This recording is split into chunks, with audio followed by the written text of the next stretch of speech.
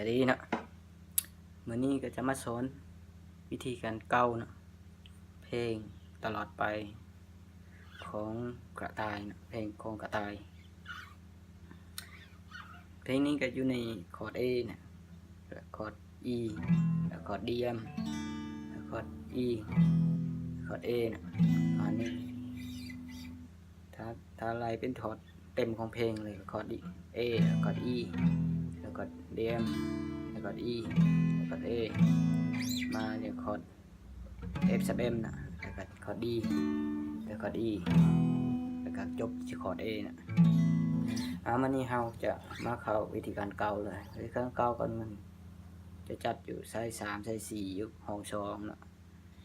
เบสของมันก็ไซส์5การเกากับ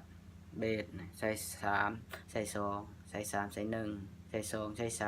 3เนาะฟังกับเบสไซส์3ไซส์2ไซส์3ไซส์1ไซส์2ไซส์3แล้วก็เบสเนาะประมาณนี้มาที่เก่าให้เบิ่งเลยไซส์5เบส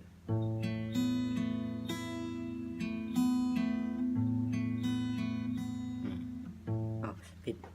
ทำไม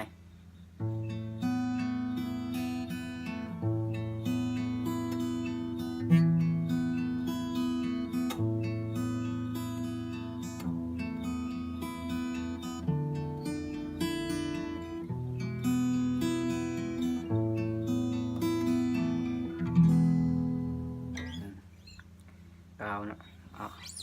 ลองเห็ดใหม่ให้ช้าๆเนาะเบสใส่3ใส่2ใส่3ใส่1ใส่2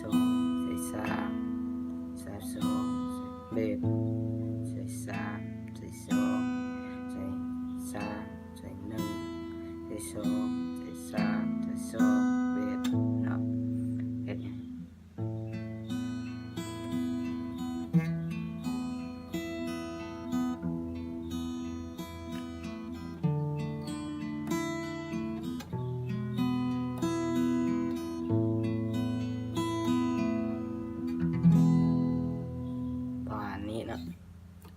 ผิดพลาดขอไปนำนะ Subscribe ให้เด้อ